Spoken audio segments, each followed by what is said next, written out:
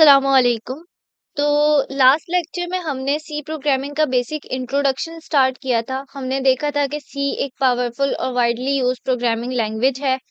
हमने देखा था कि सी इम्पोर्टेंट क्यों है और हमने अपना आईडीई सेटअप किया था, मतलब Dev C plus plus install किया था।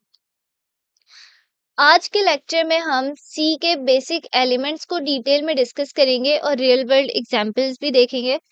आप सब भी सोच रहे होंगे कि ये अलग-अलग चीज़ें क्यों सीखनी ज़रूरी हैं। तो देखें, हर प्रोग्रामिंग लैंग्वेज में कुछ बेसिक बिल्डिंग ब्लॉक्स होते हैं। जैसे कोई भी घर बनाने के लिए ब्रिक्स ज़रूरी होते हैं, वैसे ही सी प्रोग्रामिंग में भी कुछ फंडामेंटल कॉन्सेप्ट्स हैं जो हमारे लिए बहुत ज़रूरी हैं। तो स्टार्ट करते हैं। सबसे पहले देखते हैं कि सी प्रोग्रामिंग है क्या? तो सी एक high level general purpose programming language है जो डेनिस रिची ने डेवलप की थी 1970s में। ये फास्ट, एफिशिएंट और फ्लेक्सिबल है, इसीलिए अभी तक भी यूज हो रही है। आज भी ऑपरेटिंग सिस्टम्स, गेम डेवलपमेंट और एम्बेडेड सिस्टम्स में सी लैंग्वेज यूज होती है। अब जैसे आप एक एग्जांपल लें कि आप शेफ हैं और आपको कोई न्यू रेसिपी बनानी है, तो आपको पता होना चाहिए कि इंग्रेडिएंट्स कौन से यूज करने हैं, किस सीक्वेंस में स्टेप्स को फॉलो करना है, फाइनल डिश कैसे तैयार होगी। इसी तरह से सी एक रेसिपी की तरह है जो कंप्यूटर्स को बताती है कि क्या करना है, कौन से स्पेसिफिक टास्क परफॉर्म करने हैं, किस सीक्वेंस में करने हैं। इस तरह से अब हम देखते हैं कि बेसिक एलिमेंट सी के हैं क्या। अगर आप सी प्रोग्रामिंग सीखना चाहते हैं ना, तो सबसे पहले आपको इसका स्ट्रक्चर और एलिमेंट समझना जरूरी है। हर प्रोग्रामिंग लैंग्वेज में कुछ बेसिक बिल्डिंग ब्लॉक्स होते हैं। सी के भी एलिमेंट्स बेसिक यही हैं। Variable, data types, operators, control structures और फंक्शंस, ये सब हैं क्या, ये देखते हैं। अब पहले हम ये देख लेते हैं कि ये एक्चुअल में क्या है, फिर हम इनको डिटेल में डिस्कस करते हैं। वेरिएबल्स जो है वो डेटा को स्टोर करने के लिए यूज होते हैं। डेटा टाइप्स हमें बताती हैं कि किस टाइप का डेटा स्टोर हो रहा है, ये डिफाइन करती हैं। ऑपरेटर्स जो है वेरिएबल्स और वैल्यूज को ऑपरेशंस परफॉर्म करने के लिए यूज होते हैं। कंट्रोल स्ट्रक्चर्स जो है प्रोग्राम के फ्लो को कंट्रोल करते हैं। और फंक्शंस जो है कोड को रीयूजेबल और स्ट्रक्चर्ड बनाने के लिए यूज होता है। अब हम इन सब एलिमेंट्स को डिटेल में समझ लेते हैं एग्जाम्पल्स के साथ। अब सबसे पहले हम देखते हैं वेरिएबल्स क्या होते हैं। वेरिएबल्स डेटा स्टोर कराने के लिए यूज होते हैं। मतलब ये एक कंटेनर की तरह काम करते हैं जो किसी भी वैल्यू को स्टोर कर सकता है। अब आप कंसीडर करें कि आप एक स्कूल लॉकर को यूज कर रहे हैं। हर लॉकर एक यूनिक नंबर से असाइंड होता है जिसमें हम अपनी बुक्स या नोट्स स्टोर कर सकते हैं, राइट। इसी तरह वेरिएबल्स कंप्यूटर मेमोरी में एक स्पेसिफिक जगह रिजर्व करते हैं जिसमें डेटा स्टोर होता है। अब वेरिएबल्स को डिक्लेयर, असाइन और यूज कैसे करते हैं। अब पहले कंपाइलर को हम बताते हैं कि कौन सा वेरिएबल यूज होगा, फिर वेरिएबल को एक वैल्यू देनी होगी, फिर वेरिएबल को प्रोग्राम में यूज करना होगा। देख लेते हैं हम डेफ सी प्लस प्लस में। अब अगर हम कंसीडर करें, तो अगर हम लें अपना सिंटेक्स, हम हमेशा लिखेंगे लेकिन अभी मैं एग्जांपल दे रही हूँ। तो ये हमने क्या किया है, वेरिएबल डिक्लेरेशन, सही है। ये क्या है, डिक्लेरेशन है। अब हम इसको बताएंगे कि वेरिएबल को हम असाइन करेंगे। अब हम कंसीडर करते हैं x इक्वल्स टू 5।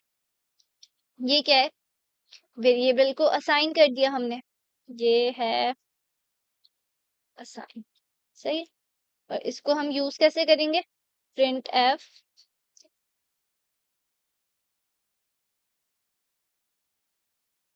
%d,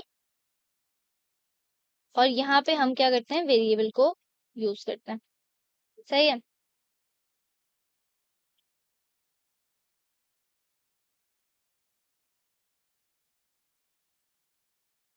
हम देखते हैं डेटा टाइप्स। अब डेटा टाइप्स बताते हैं कि एक वेरिएबल किस टाइप का डेटा स्टोर करेगा। हमारे पास बहुत ज्यादा टाइप के जो है वो डेटा होते हैं, लेकिन मेन जो है वो हम डिस्कस कर लेते हैं अभी। सबसे पहले हम देखते हैं अपना integer data type. Integer data type में क्या होता है कि हम अपने जो होल नंबर स्टोर करते हैं ना, वो इंटीजर डेटा टाइप में करते हैं। जितने भी होल नंबर्स होंगे, इंटीजर्स मतलब के 2 3 4 1 0 -1 -2 -3, जितने भी होल नंबर्स हैं वो सारे कहाँ स्टोर होंगे? इंटीजर डेटा टाइप में। उसके बाद हमारे पास आती है character data type. Character data type में क्या होता है कि सिंगल कैरेक्टर स्टोर करने के लिए यूज होता है, जैसे ए, बी, सी, डी।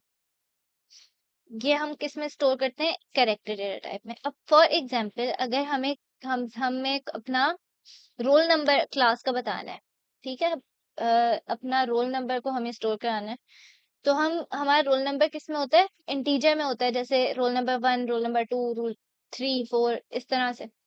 तो हम उसको कराएंगे इंटीजर में। लेकिन अगर कोई हमसे ग्रेड पूछे, ग्रेड हमें स्टोर कराना है, तो हम किस में कराएंगे? कैरेक्टर में, क्योंकि A grade, B grade, C grade, इस तरह से। उसके बाद हमारे पास एक डेटा टाइप होती है फ्लोट। हमारे पास कोई भी डेसिमल वैल्यूज स्टोर करानी हो तो हम किस में कराते हैं? फ्लोट में। जैसे हम 0.1, 3.14, इस तरह से जितनी भी हमारे पास डेसिमल वैल्यूज होती हैं। लेकिन अगर हमारे पास बहुत बड़ी डेसिमल वैल्यूज हो, जैसे अगर कंसीडर करते हैं 3.14159, अगर ये है तो इसको हम फ्लोट में नहीं करेंगे, इसको हम करेंगे डबल डेटा टाइप। जो लार्ज डेसिमल वैल्यूज के लिए यूज होती है डेटा टाइप, वो है डबल। उसके अलावा फिर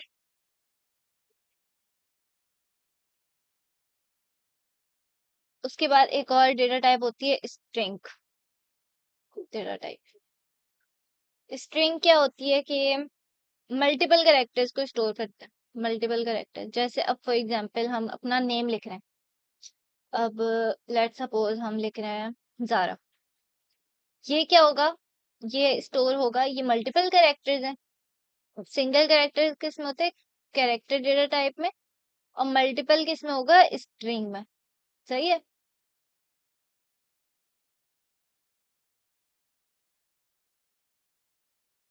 इसके बाद हम देख लेते हैं ऑपरेटर्स क्या होते हैं।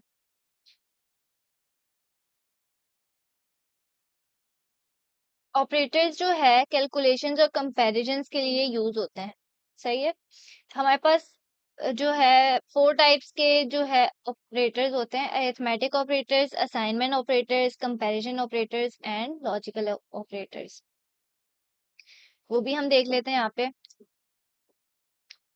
सबसे पहले है हमारे पास अरिथमेटिक ऑपरेटर्स। सही है। अरिथमेटिक ऑपरेटर्स क्या होते हैं कि प्लस माइनस, जितने भी मैथमेटिकल ऑपरेशंस होते हैं, प्लस माइनस, मल्टीप्लिकेशन, डिवीजन और मॉड्यूलस। मॉड्यूलस क्या होता है कि जो हमारे पास रिमाइंडर वैल्यूज होती हैं, उसको जो है हम मॉड्यूलस कहते हैं। जैसे कि हम 3 को 2 से डिवाइड करें, रिमाइंडर वैल्यू बचेगी 1, राइट? तो वो किस में आएगी? मॉड्यूलस में। अब असाइनमेंट ऑपरेटर्स क्या होते हैं?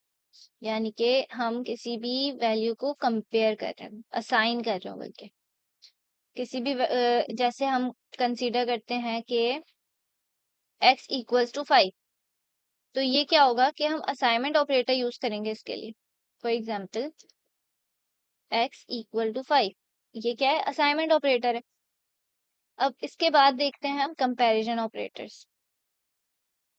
कंपैरिजन ऑपरेटर्स जो है, अब किसी भी वैल्यू को हम कंपेयर कर रहे हो, ये ज्यादातर यूज होता है कंडीशन स्टेटमेंट्स में, कि अगर हम x इक्वल इक्वल 5, अब ये जो है क्या होगा कि ये है कंपैरिजन ऑपरेटर, ये कंपेयर कर रही है हमारी वैल्यू के x की जो वैल्यू है वो इक्वल टू 5 है या नहीं है।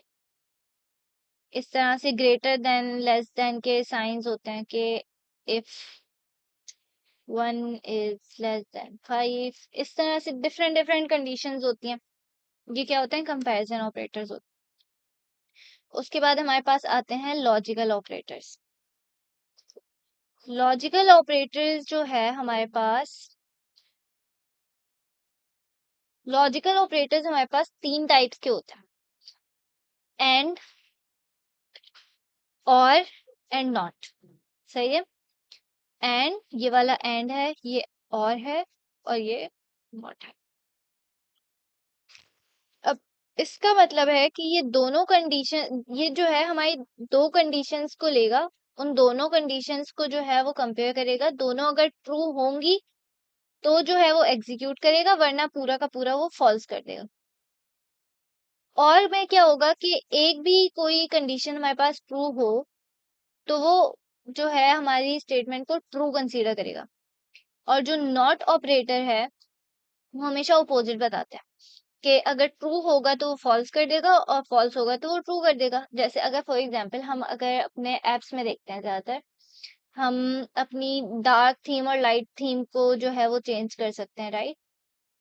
वो इसी तरह से होता है कि वो नॉट ऑपरेटर यूज की एग्जांपल है एक तरह से, कि हम अगर लाइट कर रहे हैं, डार्क कर रहे हैं, तो अपोजिट कर रहे हैं।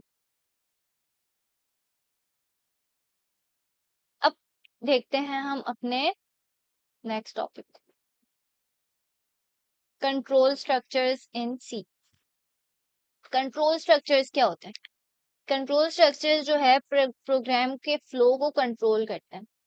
अब हमारे पास तीन टाइप्स के कंट्रोल स्ट्रक्चर्स होते हैं, इफ एल्स, फॉर लूप और व्हाइल लूप। इफ एल्स जो है वो कंडीशंस को चेक करने के लिए यूज होता है। फॉर लूप जब किसी काम को फिक्स्ड बार रिपीट करना हो, और व्हाइल लूप जब यूज होता है जब तक कंडीशन ट्रू हो तब तक वो लूप चलता रहेगा। अब फॉर एग्जाम्पल, अगर आपको एग्जाम में 50 से ज्यादा मार्क्स मिल, सही है,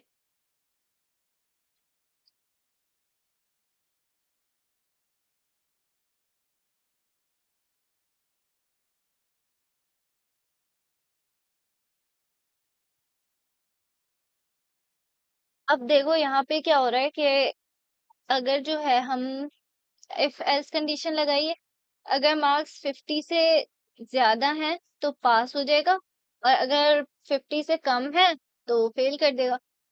बहुत सिंपल सा स्ट्रक्चर है फॉर लूप का तो, ठीक है। व्हाइल लूप में क्या होता है? अब हमने देखा था ना कि कंट्रोल स्ट्रक्चर्स प्रोग्राम को फ्लो कंट्रोल, मतलब अगर आप चाहते हैं कि प्रोग्राम कुछ कंडीशन चेक करे, किसी कोड को बार बार एग्जीक्यूट करे, या किसी स्पेसिफिक सिचुएशन में डिफरेंट एक्शंस परफॉर्म करे, तो आप जो है वो ये कंट्रोल स्ट्रक्चर यूज करते हैं। अब डिसीजन मेकिंग स्टेटमेंट्स जो होती है ना, उसके अंदर इफ एल्स और स्विच स्टेटमेंट होती हैं। लूप्स में for, while, do while loop होता है। जंप स्टेटमेंट्स होती हैं, ब्रेक, कंटिन्यू और गो। अब इफ एल्स स्टेटमेंट हमने देख ली, इसको हम रन करके भी एक दफा चेक कर लेते हैं।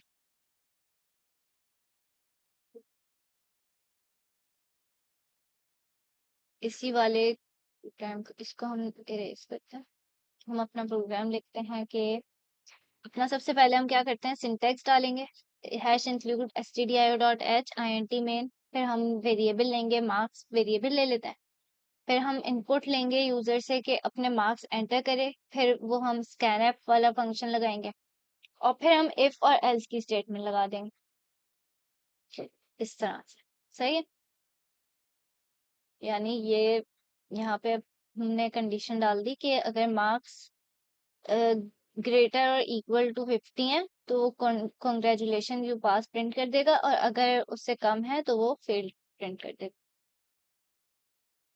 इसको कंपाइल करते हैं।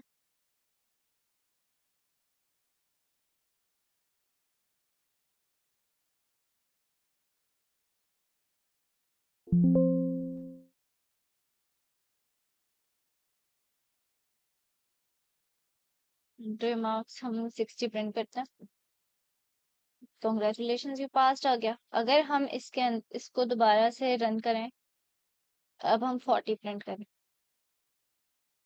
यू फेल्ड आ गया। सही है।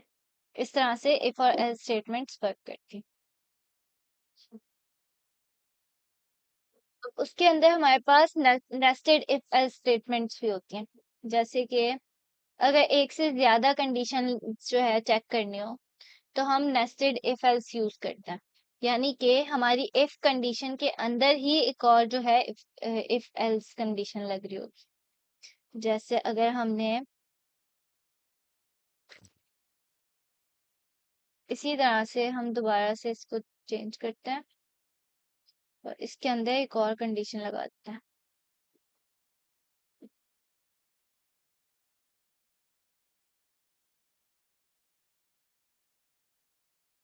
ठीक है। इसमें क्या होगा कि इफ अगर हमारे मार्क्स जो हैं ग्रेटर देन 80 होंगे तो हमें वो ए ग्रेड बता देगा। अगर ग्रेटर देन 60 होंगे तो बी ग्रेड कर देगा। 50 से ग्रेटर होंगे तो फिर वो सी कर देगा और उसके अलावा जो होंगे तो वो क्या करेगा कि वो फेल कंसीडर कर देगा। सही है। हमसे पहले वो मार्क्स पूछेगा। राइट। इनपुट लिया।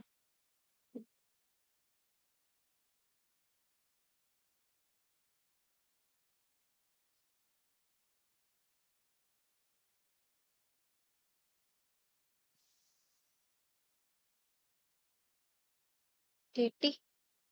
ठीक है। दोबारा रन करके देखते हैं।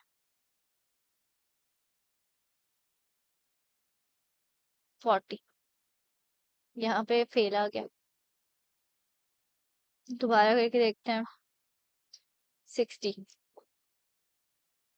इसी तरह से नेस्टेड लूप वर्क करता है कि हम एक इफ एल्स कंडीशन के अंदर और जो है वो कंडीशंस लगा दें और हम उसको एग्जीक्यूट करा लें। राइट। उसके बाद हम देखते हैं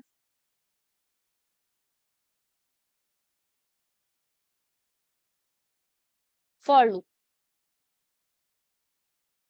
अब हम फॉर लूप देखते हैं कि अगर आपको एक task fixed number of times repeat करना हो ना तो फॉर लूप बेस्ट चॉइस होती है।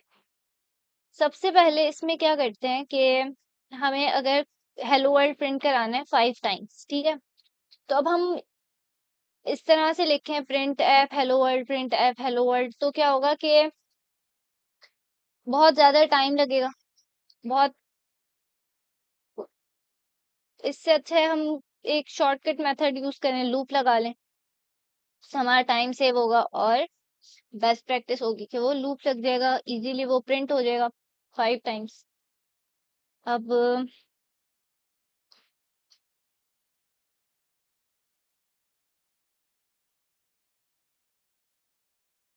यहाँ पे देखते हैं हम वही अपना सिंटेक्स एंटर करेंगे और फिर हम अपनी कंडीशन लगाएंगे। यहाँ पे हमने फॉर लूप लगाया है क्योंकि हमें पता था कि हमें 5 टाइम्स हेलो वर्ल्ड प्रिंट कराना है। ठीक है। यहाँ पे हमने दिया 1 और फिर इक्वल टू 5 इंप्लीमेंटेशन करी।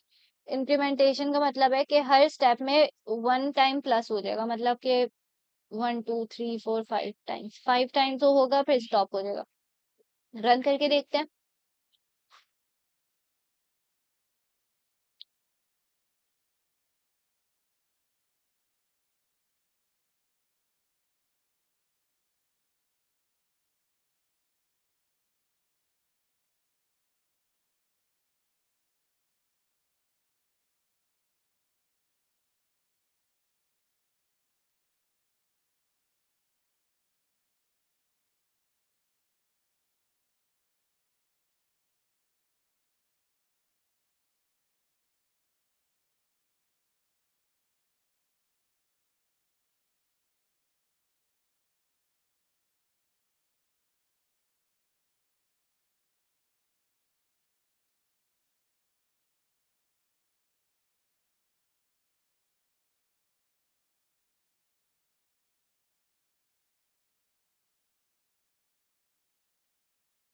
तो ये हमारा हेलो वर्ल्ड का जो है आउटपुट आ जाएगा।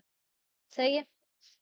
सबसे पहले हम जो है एरर्स अगर आएंगे तो एरर्स को चेक कर लेंगे। उसके बाद फिर हमारे पास कौन सा टॉपिक है, व्हाइल लूप। व्हाइल लूप जब हम यूज करते हैं, अगर आपको एक अननोन नंबर ऑफ टाइम जो है लूप को रन करना हो, लेकिन जब तक कोई कंडीशन ट्रू रहे, तो व्हाइल लूप जो है वो यूज करते हैं हम।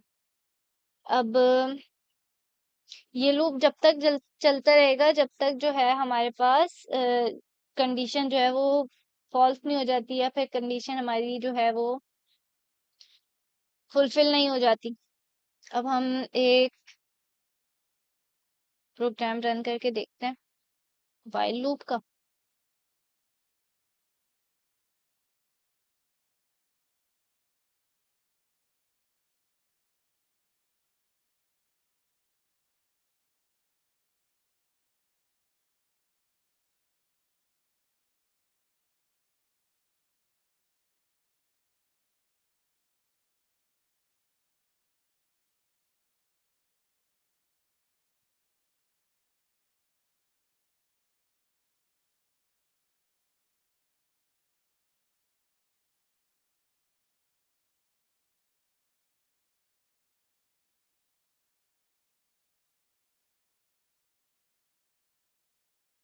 ये हमारे पास व्हाइल लूप जो है एग्जीक्यूट हो गया। मतलब कि हमने उसके अंदर कंडीशन डाली कि वो 5 टाइम्स जो है वो काउंट करे, 1 से लेके 5 तक। जब तक वो कंडीशन फुलफिल हो गई, वो रन कर रहा था, और फिर जैसे जब स्टॉप वो फॉल्स हुआ, तब तक फिर वो स्टॉप हो गया। इसी तरह से डू व्हाइल लूप भी होता है। डू व्हाइल लूप में पहले काम होता है, फिर कंडीशन चेक होती है। व्हाइल लूप में क्या होता है, पहले कंडीशन चेक होती है, अ, फिर वो जो है फिर एग्जीक्यूट करते हैं। डू व्हाइल लूप का भी एक देख लेते हैं हम। इस लूप का फायदा ये होता है कि कम से कम एक दफा जरूर जो है ना ये वाला लूप चल के देख चलता है, यानी हम इसमें, यानी कि एटलीस्ट वंस वो जो है रन करता है। ये इसको हम देखते हैं कंट्रोल एन। यहाँ पे हम अपना वही सिंटेक्स वगैरह डालेंगे, हैश इंक्लूड gdio.h int फिर हम वेरिएबल जो है implementation variable declaration plus assign दोनों साथ कर देंगे डू व्हाइल लूप में, यानी INT i = 1 ले लेते हैं। और फिर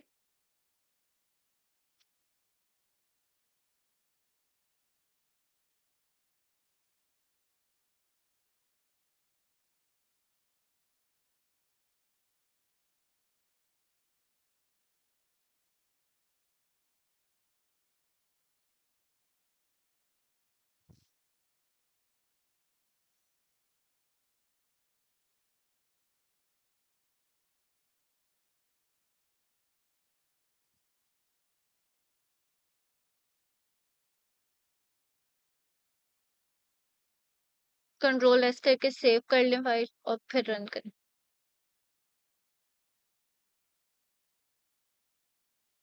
उसके बाद जो है फिर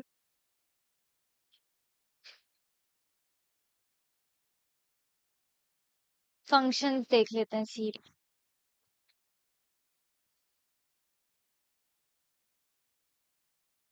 फंक्शंस जो सी लैंग्वेज के इम्पोर्टेंट ब्लॉक्स हैं, जो कोड को ऑर्गेनाइज और रीयूज करने में मदद देते हैं। फंक्शंस का इस्तेमाल प्रोग्राम को शॉर्ट और रीडेबल और मेंटेनेबल बनाने के लिए होता है।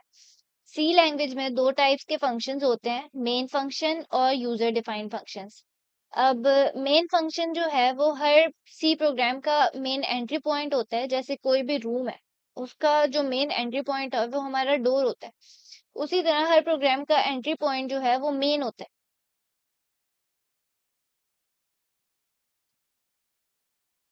अब यहाँ से एग्जीक्यूशन स्टार्ट हो जाती है, और मेन फंक्शन के बिना किसी भी फंक्शन लिखा जा सकता है, लेकिन अगर मल्टीपल टास्क परफॉर्म करने हो तो यूजर डिफाइंड फंक्शंस यूज करना बेस्ट है। उसके बाद हम देखते हैं यूजर डिफाइंड फंक्शंस क्या होते हैं। यूजर डिफाइंड फंक्शंस हम खुद बनाते हैं किसी स्पेसिफिक टास्क के लिए।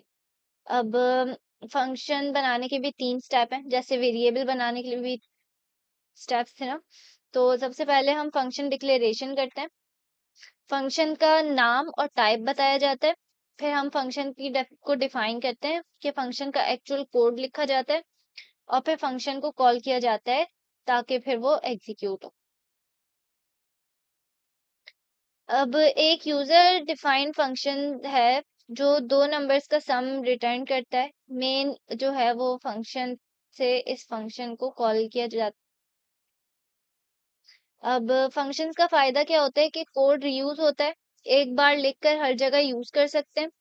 कोड को रीडेबल और ऑर्गेनाइज बनाता है और डिबगिंग इजी हो जाती है क्योंकि अलग-अलग फंक्शंस में डिवाइड हो जाता है।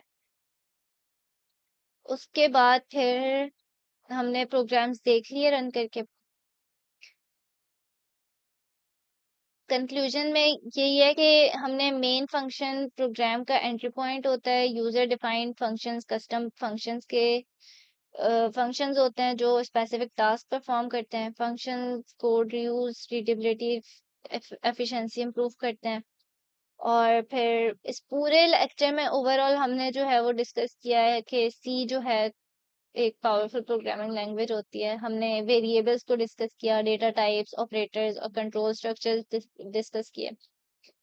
अब जो भी कोई क्वेश्चंस हो वो कमेंट्स में पूछ लें। I will surely reply. और फिर नेक्स्ट लेक्चर में फिर आगे के हम टॉपिक्स कवर कर लेंगे।